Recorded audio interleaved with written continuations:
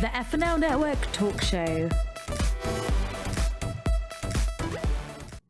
Hey everyone, welcome to the FNL Network Talk Show. I'm Odair Pereira, your host for today, and I have some amazing co-hosts with me today.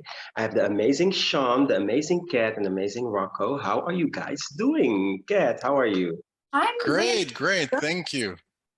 So yeah, I mean, it's still early in LA. I've worked out. I'm feeling great. She didn't listen. I'm in the Netherlands, and for me it's a special day because Rocco is in the Netherlands too. Oh, really? Yes, I'm in Rotterdam. It is so beautiful here, and the weather is amazing. Aw, nice. And you're very lucky actually because the weather can be horrible. So you're lucky you brought the sun with you, I think, to the Netherlands. So that's very nice. And it's very rare for us to have a show where two people are in the Netherlands. So that's the first, I think. It is. We are de-virginizing the network with two people from the Netherlands at the same time. How amazing, because in the Netherlands, everyone is so open-minded. Yeah, I like it. Yes, that's true. I'm very excited to get with you guys into the topics of the day. We're gonna get into it with the first one. How you show people that you treat yourself is how people also will treat you. How do you guys do that, and how do you guys cope with that, and what are your experience with that? I'm gonna start off with you, Sean. Okay, well, I want to start off why I said like I wasn't happy, and it kind of got blown over. I have a zit. I'm a middle-aged man. Now everybody's gonna think I have damn monkeypox walking down the block. I mean, this is scary. When does this end? I'm like baby Jesus. When does this end? So I'm I'm so sorry. I'm so sorry. I didn't hear you. I'm like, no, I'm middle-aged. It should end. Just saying. You are not middle-aged. You make me sound very old because we're about the same age. So please don't. And I'm coming closer and closer. But I don't see anything. Well, maybe I'm retouched. Maybe you need to come closer. Yeah. Put the makeup light. Okay. Put box cam on. Oh, there it is. There it is. Hey, friend. I thought when you had the monkeypox, you had multiple breakouts in many different interesting areas of your body, not your cheek. Maybe that's something else. So I don't have the monkeypox. I know it's a zit. Okay. Let's get back to the topic because we're getting away to all different things. Sean, for you, how do you go with that? How do you show people how you treat yourself so that they can treat you the same way how you want them to treat you? To me, it's something, honestly, I think just self-care for everybody is important, whatever that means to you. So, I like being funny and over the top, but I do actually, regularly have spiritual practices incorporated in my life. I do overly groom a bit as well. If I didn't work out, I would look like Precious. So I work out on a regular basis as well. And, every now and then we were talking before the show about intermittent fasting. I'll do that to just keep the weight, in check as well. So to me, I just feel like if you present a nice appearance, it at least shows externally to others that you may treat yourself with care, but nobody knows what's underneath the surface. I mean, you could look great and, be Whitney at the end of the day, with a Bobby, so, I mean, she had a great career. She had a great life. She was in great shape. And then it all slowly, so I think you just worry about yourself and don't worry about how other people interpret it. That's my 2 cents. That's a good one. Just do you. Just do you. That's a good one. How do you do it, Kat?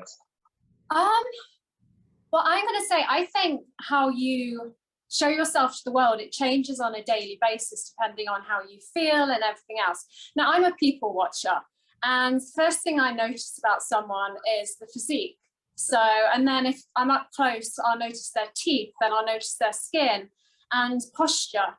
And the last thing I notice is clothes.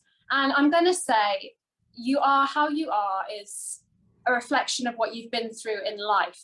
And for me, I used to have hair extensions. I used to have my nails done.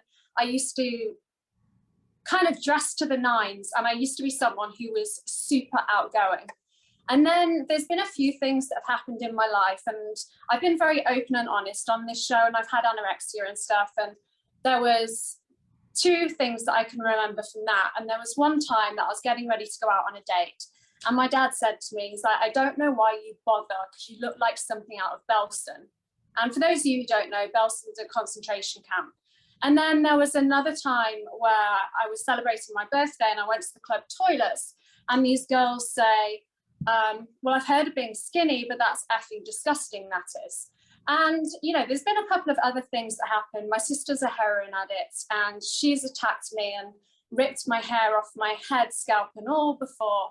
And the last thing that happened 3 years ago, I lost all my hair from alopecia, and it was stress related. And I had to, you know, I was totally bald for 6 months. And what I've learned from all that is to love yourself and to be comfortable in your skin. And on a daily basis, I'm very much a very casual dresser. I wear t-shirts, vest tops, either skinny jeans or leggings. And I'm really comfortable and really happy with who I am. And I am a person that does carry stress and I carry emotion. And depending on the day, kind of depends on how I come across. When I'm super confident and I'm feeling amazing and wonderful, you know, I walk down the street with my head up and a smile on my face and I'm like, hey, how are you? And other days it's just one foot in front of the other and keep going. And I think never judge somebody, because we are just a reflection on what we're going through that day, what we've been through in life. And I think the important thing, like Sean says, is love yourself. Be happy in your skin. Like, this is the first time I've had any makeup on this week, and I put mascara on, a bit of blush, because I don't feel I need it. I really don't feel like I need it. I don't want to wear a mask. I'm Kat. I like who I am. I'm confident in who I am. And I'm going to say, you know, life isn't perfect. We've all been through the ups, the downs. You know, we've been knocked to the floor. We've got back up. And I just think celebrate yourself and be proud of who you are. And, you know, if someone reads you not quite how you want to be read, then so it doesn't matter. It just doesn't matter. Like I met what this people woman think of you is none of your business. Yeah, I met this woman the other day, and I was just walking to the grocery store, and I had a few things on my mind.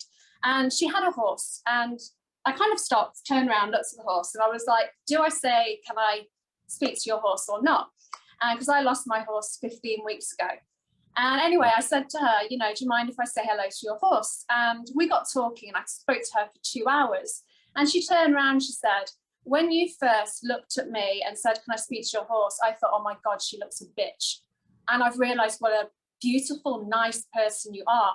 But because I was just on focus that day, and I was just getting around my business, and, you know, and her first impression of me was I was going to be standoffish and be a bitch. And then we spent 2 hours talking, and she's like, you are amazing. You've got such a big heart. You're so wonderful. But, you know, I gave off the wrong first impression of who I am. And I think, you know, we all change depending on the day. And I just think, like who you are, be an open person, try and give everybody else the same respect that you want. So, you know, everyone has good days, everyone has bad days. Just be happy with what you've got, who you are, the fact that you can walk, you can run, you can speak, you can laugh, you can feel the sun on your face. Just be happy with what you've got. Yes, because they may seem like small things now, but when you don't have the ability to do those things, for example, get up and walk out and enjoy the sun, then you see how important and how significant it is for your life, actually. That's so true. And Rocco, how do you cope with it? How do you do that? Well, I have to say, wow, well, thank you, Kat and Sean, opening up about everything, and especially Kat with all your previous experiences. That was very touching, and thank you for being so vulnerable, you know, to everyone on the show that watches it. That's a tough thing to do, but also in a way liberating as well, you know, I'm sure. So, I mean, both of them said amazing things, and many, many times in my life, I've also had the experience where I wanted to chat with someone, and how Kat was explaining about the horse story, and they said, wow, well, when I first saw you, you looked like a jerk, but then we start to talk and you're actually a nice guy. And I've even had people tell me, oh, you're too nice. You need to be more mean. And I'm like, well, I'm not going to change who I am. Something I wanted to touch on as well is that, and Kat and Sean, both kind of touched on this as well, is depending on your mood and depending on how you're feeling, you dress that way. And people in turn, unfortunately, a lot of people will treat you by the way you look. And a lot of times if you don't feel well or you don't feel good about yourself emotionally, but you take a shower, you shave, you put on the makeup, you put something new on, or you get something new from the thrift store and you clean it and you put it on, and you will feel better about yourself. And in turn, inside, it's like planting a seed to make yourself feel better that day. So I think there's a lot to go with self-love, self-care, physically and internally, because it's mixed, it's intertwined. And as much as we try to say, don't judge the book by the cover, people do.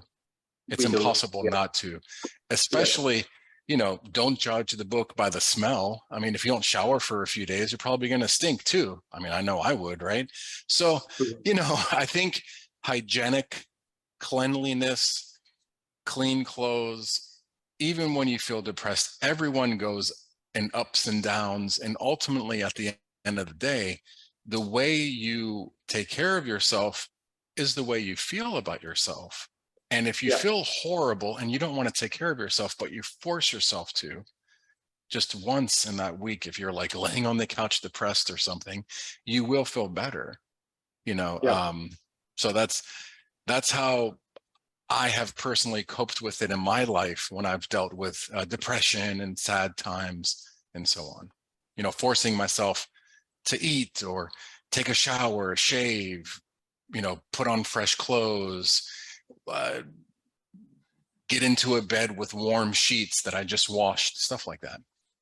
Yes. And have you guys noticed also someone in your surrounding who you thought like, okay, I don't think you treat me with the respect or the way that I want, and that you showed more effort to show them how to treat you? And did they change? Did they get influenced by how you do that?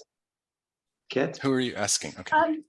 Well, I think I'm going to say I have a couple of close friends, and I will do anything for those close friends, because I know they're always there for me. I know that when stuff goes very wrong in my life, they'll be supportive, whether it's from a distance or, they'll actually be supportive in person. I'm going to say, I've not always had a great relationship with my family. But I work very hard on that every single day now. I call my mum every day because my mum is disabled. And I work hard on, even though we're in different parts of the world, I work hard on my family relationships and stuff, because when it comes down to it, your good friends, you kind of count on one hand. Your family, they'll be there for you through thick and thin. And I think, me as a person in my life, I'm a type A personality. I do want to please people. I am the world's biggest doormat. And I'm a doormat that I probably have a sign that says, please wipe your feet on me. Because, I am a giver in life, and I do like to do things to help people.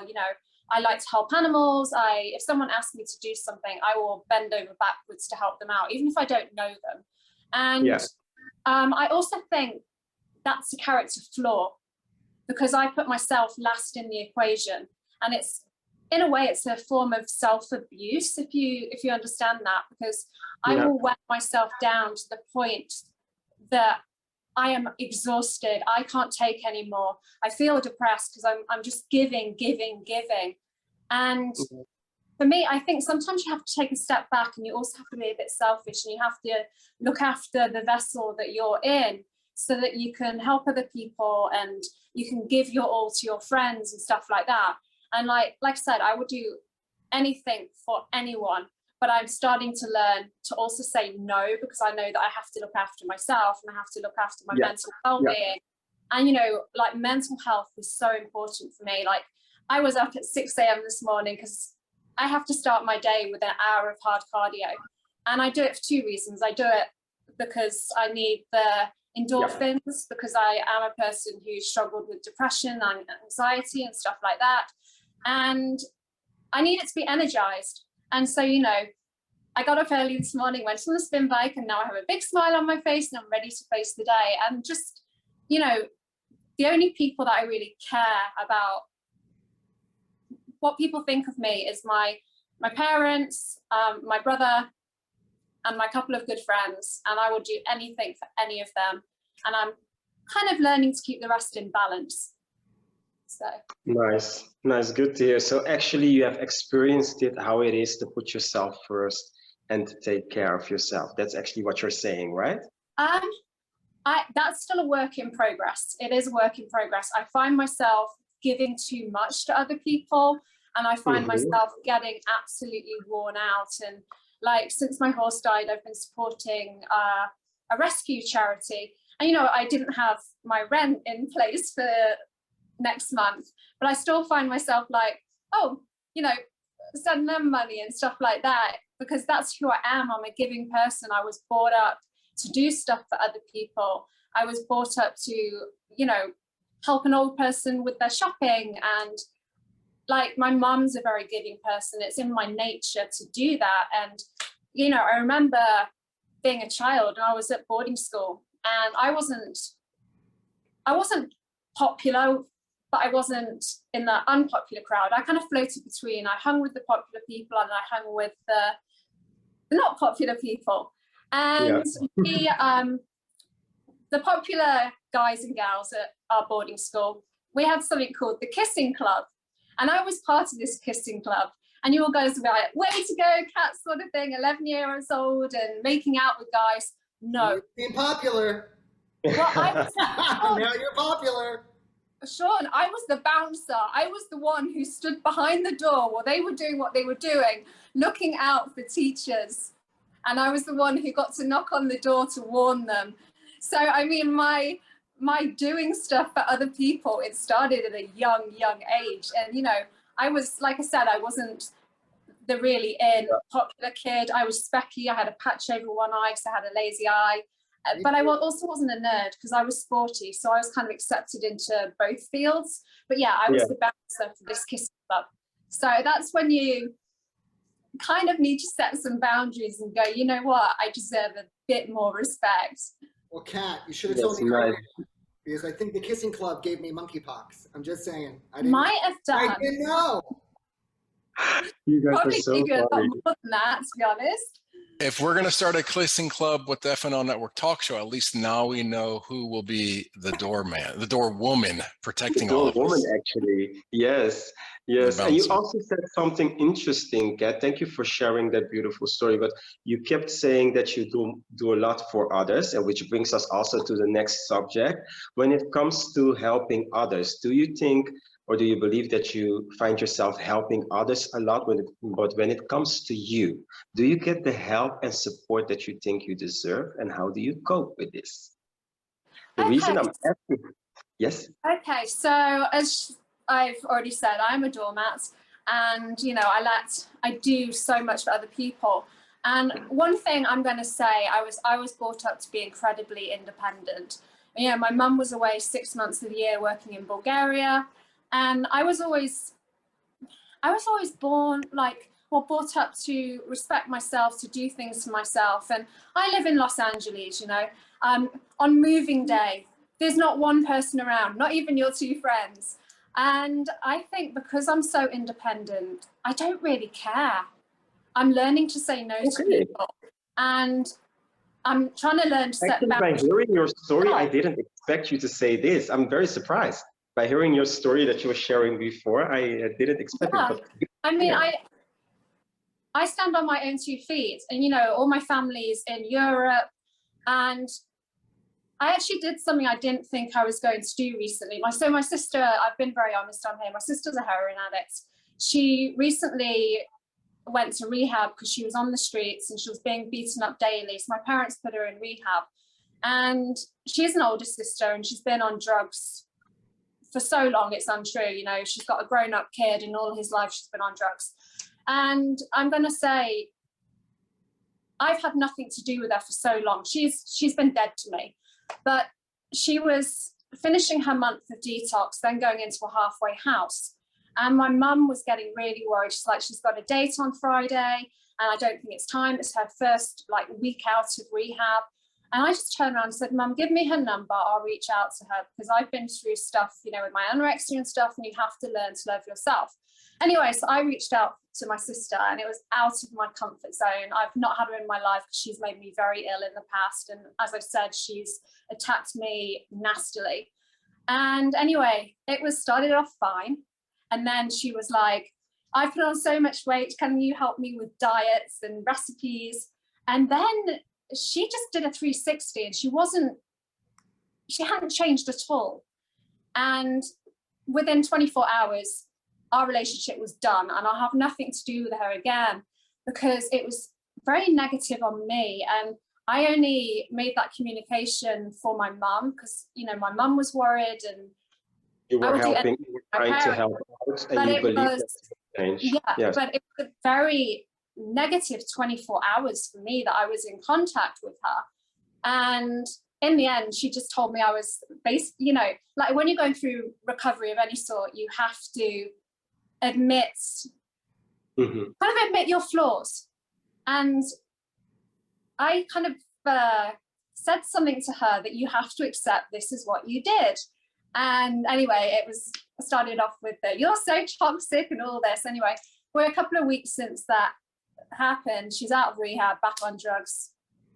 That's all I can say. But, you know, I went out my comfort zone for my mum. And I'm just going to say, you know, that's probably the only person that I would have done that for, because I do have my boundaries. Yes, but besides that, what you said is that you actually learned to say more no, and that you are very independent on that part. Good to hear. Good to hear. Thank you for sharing that. Sean, how do you do that? I mean, you know, I have people I'm close with, and we have a reciprocal type of relationship where we help each other with different things in different ways, getting work or connections or whatever, just having fun, being around each other. I've, you know, taken my mom, who I'm very close with, on trips. But overall, I'm the opposite of Kat. I like to take. I was an only child. Yes, it's nice to give, but I want more. Give it to me. Christmas is a good holiday because of gifts and baby Jesus. The gift is what makes it good. I mean, I really like taking. Taking is just so much more fun, so much more enjoyable. You know, I give when I have to, but even like my apartment, I've dated people. I'm like, honey, put into flooring. I'm sorry, it's not working out, but I'll always see you when I walk on you. And, you know, things like that. And it's worked out for me. So I'm a taker. So if anybody would like to give to me, feel free. There's the Sean Bennett Foundation. I'm very curious to know, because we don't often hear people say that out loud. I'm a taker. Things. What are the key factors to be a taker? I'm very interesting to know.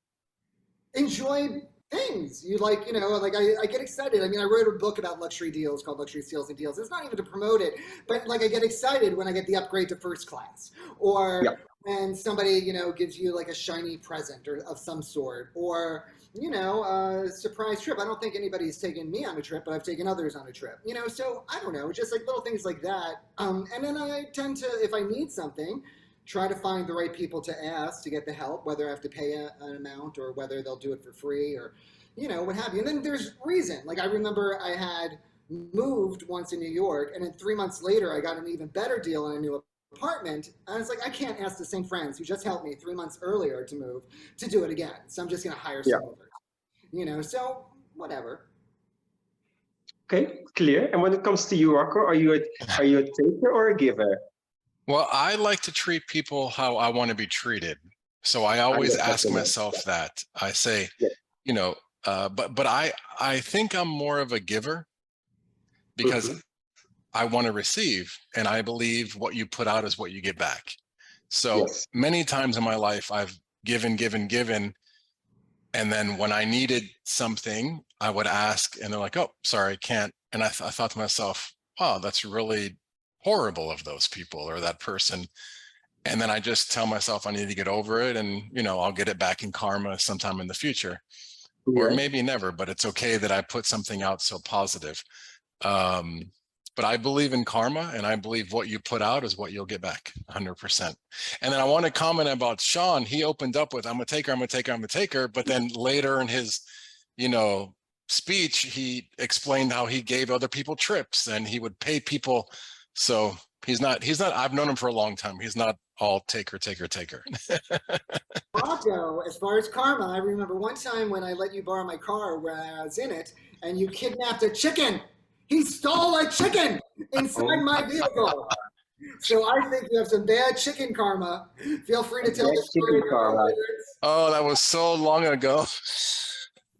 I thought you were going to say when we were driving to Montreal, what happened with your car? Oh, yes, and a deer attacked me. Yeah, like every animal, Rocco does not have a good relationship with when he's with me, and it takes it out on my car. Yeah, okay. So when Sean and I are together, we need to stay away from all the farms and the wild animal areas. Clear. Rocco, you actually did say something very interesting, which is something that aligns with how I feel about this topic, because you said when I ask for help, I got disappointed, or I didn't get the same as I expected to get. And for me, what I have learned from experience, I'm a giver. Or let me say, I used to be a giver, and I gave a lot and sometimes forgot about myself, put myself on the last place. But then when I needed to have help, I would be afraid to ask. So I was like, it's out of balance, because I give a lot, but I'm not very comfortable in asking for help. And some of my close friends were like, you never ask for help. Why do you do that? And we got into the topic, and nowadays I'm easier in asking things. But how do you guys go with it? Are you easy in asking for help? Sean, I think I already know Sean's answer. But for you, Kat, for example, are you easy like, okay? I'm like you. I struggle to ask for help. I like being independent. For example, if I've got something that goes wrong in my apartment, I won't call maintenance. I will try and do the plumbing myself. I generally don't like asking people for help. I really don't. And it's just not in my nature, because I was brought up to be so independent. And there was one thing that did surprise me recently. I have a very elderly dog, and about a month ago, she went on a massive decline, and I did actually have the at-home euthanasia vet come. And my neighbor opposite me, she's a lovely French girl, and she actually sat with me the night before. But what surprised me is my friend Erica, who is one of my two good friends in LA. She actually came for 8 in the morning to be there and basically hold my hand. And that actually surprised me, because that was slightly out of her normal kind of, she's a very kind person, but she hates LA traffic. I'm always too far to drive, you know what I mean? And it surprised me in such a good way, because I really wasn't expecting her to come, be there for me, sit with me. And then she was going to come with me while I took the body to the acclimation place. Anyway, good news is the dog is still here and she's at my feet. But that's in a really good way about someone, because I don't expect people to help me. I really don't. I've always been so independent, and I do most things myself, and I like that about myself. I like the fact that I can stand on my own 2 feet, and I do get surprised by people, and it's a nice surprise sometimes. But I'm going to say you can't rely on anybody. You can't. And then it's lovely when it does happen. So. Yeah, I understand what you're saying. For me, I also always remind myself to ask for help. So I check myself, because sometimes I'm so busy in my work that I forget to ask for something. So now I often remind myself, do you need help in something? Who could you ask for help? And I see that it goes better in asking for it. Am I comfortable in it? No, I'm not comfortable yet, but I'm getting there. But I do really want to be the Sean in my life and be like, okay, let's go, ask this, ask that. So Sean, you have inspired me. Yeah, let's go. Bring it. I'm gonna do it. To be continued. Please, sir, can I have some more? Take. I'm gonna call you Oliver Twist. Yes. Yes, sir, can I have some more? This is Sean. Yeah, Yes. Yes, I'm gonna do it. I'm gonna sprinkle the Sean over me, so I'm gonna do it. Which So, brings us to the next subject, and I'm gonna start off with you, Sean. How would you describe your clothing style? And when it comes to buying and choosing the clothes that you wear, how do you do that? Um, Mine is, I would say, eclectic, usually colorful, usually form-fitting, athletic, upscale casual is just, Hmm. kind of what I would go for. I've been really bad since COVID as far as shopping. Like I can't even remember. I think I got like sneakers, like little things. I haven't really a couple shirts, but I haven't really gone on a full shopping spree. I think I got so used to like isolating in many ways that my normal social behaviors like were curbed back so much that I have to like force myself now, like you would asking, to be like, oh yeah, go to the darn, shirt store or go and do this or go and do that. Whereas, I got used to like, oh, I can order this online or oh, they can send it. But like on online, I have like a boxy build, like kind of like 5'10", 180. Anyhow, the point of that is I can't order on Amazon because everything's usually made in Asia. And like, I tried a pair of underwear once and I almost lost one of my boys. Like it was bad. It wasn't the real size. I was like, so that was a one and done as far as clothing online. Okay, clear, I clear. can't be the kissing club if I don't have both my boys. That's true. That's more than true. But more than true. And for you, Rocco, what is your favorite go-to design that you go to that you like? This will make it. For me, I would say that my style, it really depends on my mood. I mean, the way I dress at home is very different than the way I dress when I go out and about or go to an event. But I would say blacks, grays, very simple. But sometimes I'll go just really eclectic with a suit. One time I had a silver fabric shiny suit on the Oscars red carpet, and I call it the Tin Men suit. That's very contrast of what I would normally wear, but I just felt like it that day. I wanted to stand out. But I would say traditionally, I would be more of the classic blacks, grays, conservative, and sometimes very flamboyant, depending on my mood. Oh, I haven't seen that side of you yet, the flamboyant side. Sean, I think, has seen it. He's like, yeah. And he's like, I'm going to keep my mouth shut. Side in people. I'm just saying. Before you know it, they're stealing a chicken, Hey, the chickens, the deers. Oh, too funny. Kat, what is your outfit that makes you stand out and feel like I'm on top of my game today? I want to say my style is very simple. I am a jeans and t-shirt girl, leggings and a vest top. I love fashion, and I've been so lucky with like modeling career. I've worn amazing designers. I've worn men's clothes, women's clothes. I love going to fashion shows and watching fashion shows. And I was in Africa for 3 years as a fashion and entertainment host, and I loved it. I love all the fashions. But in everyday life, I'm very simple. The one thing I spend money on is jeans. And I haven't bought jeans in ages, but I've got a wardrobe collection of 7 for All Mankind because they do really nice skinny jeans. And I'm a very petite body and I don't find clothes to fit. I'm the opposite of you, Sean. So, that brand makes a 23-inch waist, which is kind of unheard of for women's clothing. And so I stopped on those jeans and they fit like a glove. Some of them I've had for over 10 years and I've not bought any jeans since I think 2016, just before I went to Cape Town.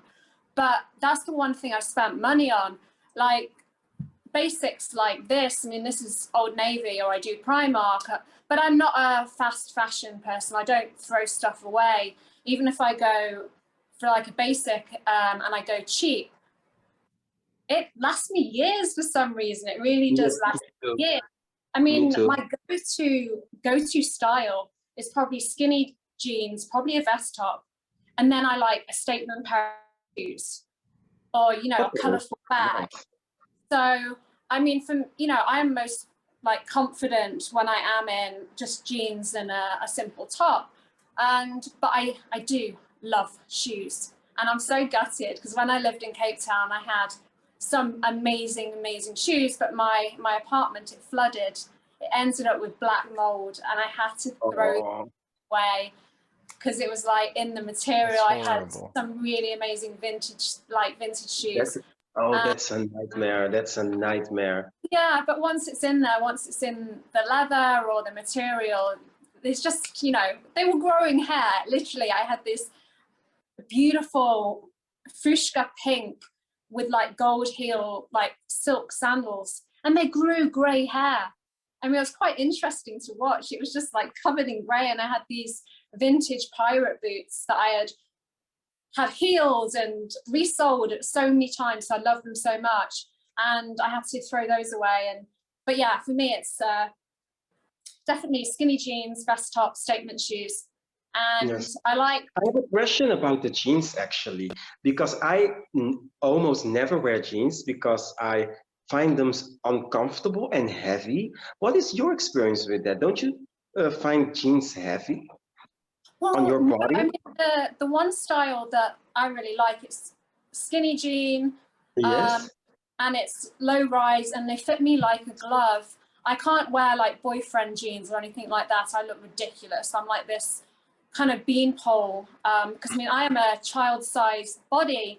I mean, while Sean was saying that he can't. How tall are you? And I can't get them to fit. I bought some extra small in the Prime sale, and I had to send them all back because they were all too big. And I was like, what?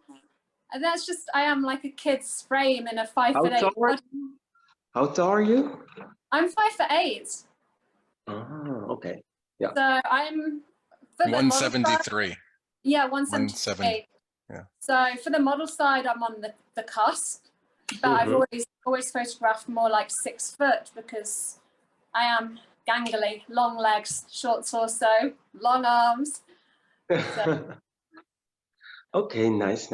And you guys, do you guys have the same experiences with jeans, or is it just me?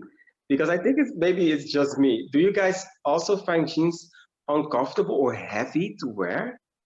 I do. It depends on the jean. If it's like a thick denim, absolutely.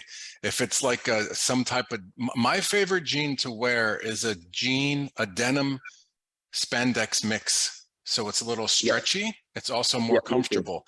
And being males, you know, we have extra parts down there that we want some space. Being a female, they don't have extra parts unless you get a surprise, you know. That's true.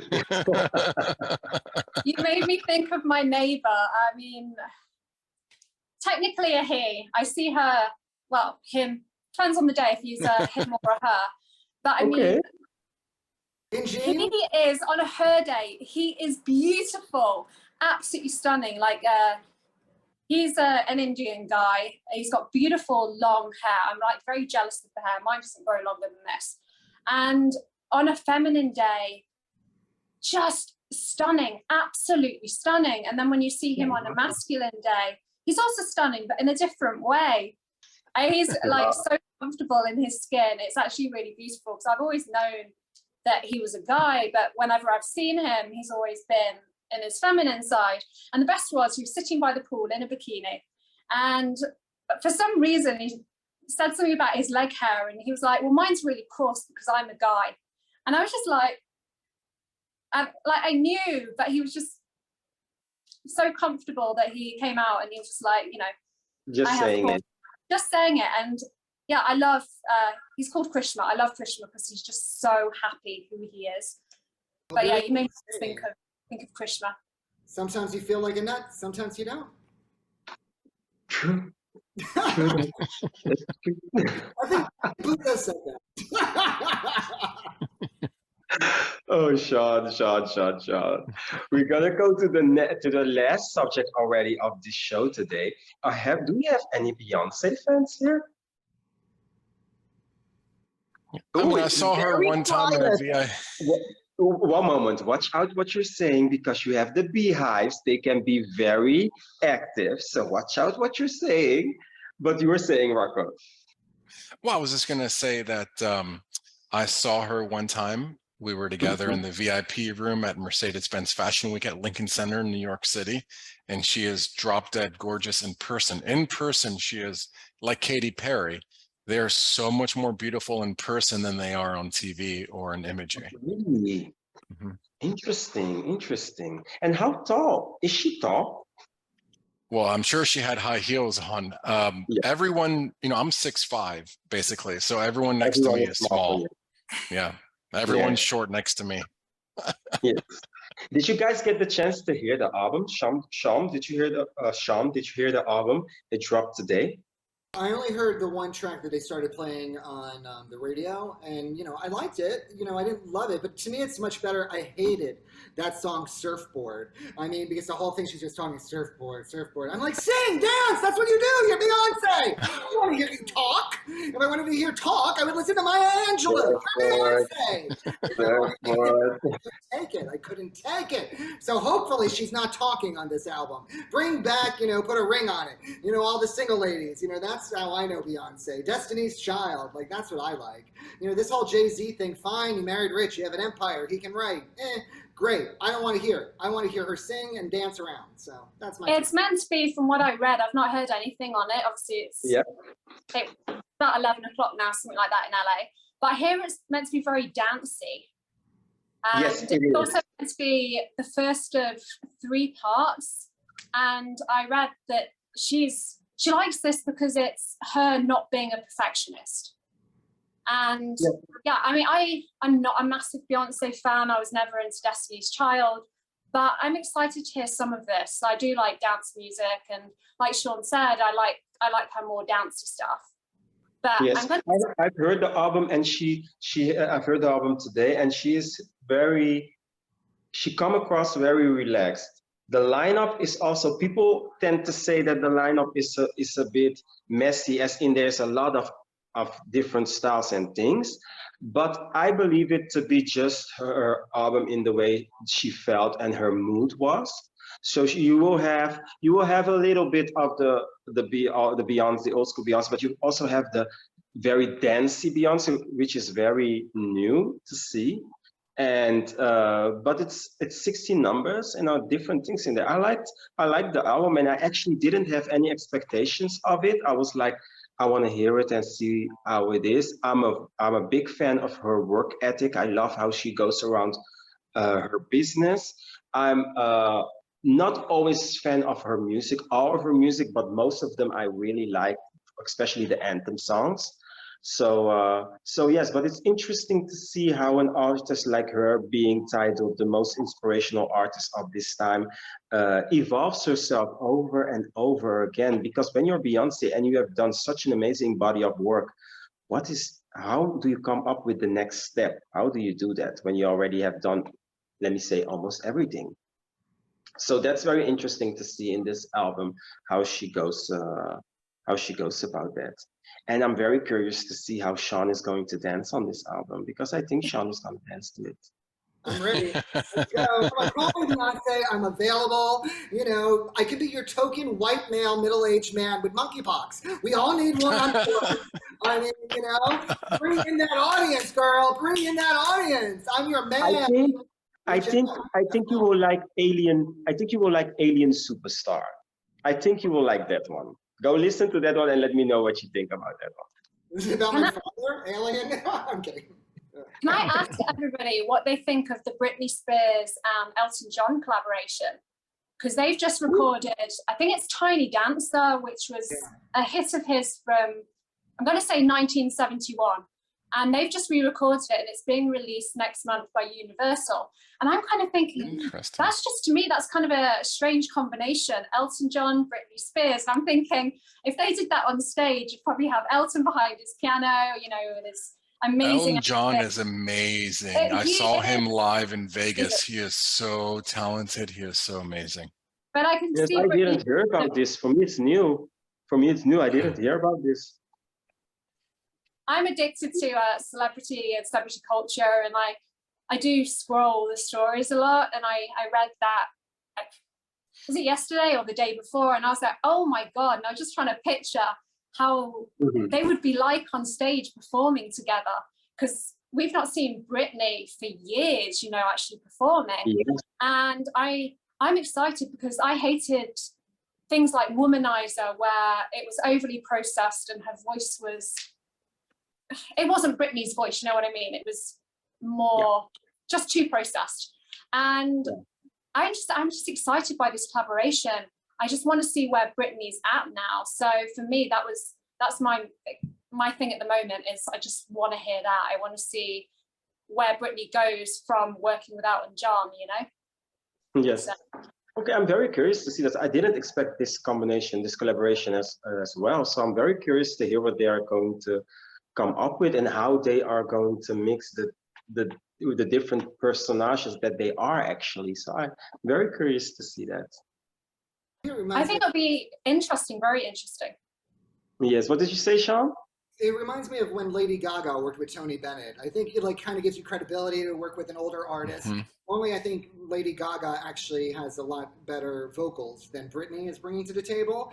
But I also think, you know, it's beneficial for both parties. You know, even now, Madonna, like when you're 60, 70, I don't think the radio is going to ever play you, or you're going to even make it into streaming services. You know, your album's going right to just buy the whole album and that's it. So if they collaborate with a younger audience, or now everybody's been like free Britney, so Britney has to hype again. People want to support her. So it helps Elton as much as it helps, you know, Britney. Right. I think Marketing ploy.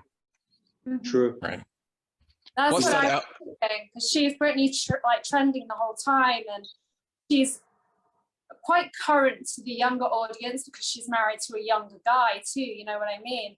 And for me, it's like Beyonce. She's a mother. She's 2 kids. She's married. She's early 40s, and Britney comes across as younger, mainly because she's on Instagram going, "Hey guys, look at me." She's kind of dancing and not much, and that kind of resonates to the people that like Kylie Jenner and people like that. And so Britney comes across as younger and more relevant to kind of like the target audience. So I'm curious to go check it out. So you said next month, right? I'm assuming they mean August. It's Universal that are releasing it. So okay, nice. Curious to hear that. Guys, we already came to the end of our talk show. I want to thank you for participating. I want to thank you for sharing your stories and your experiences. And for you all out there, thank you for supporting us and checking our show once again. And I hope to see you all very soon here on FNL Network Talk Show. Bye, guys. Thank you for being here. Bye-bye. Bye.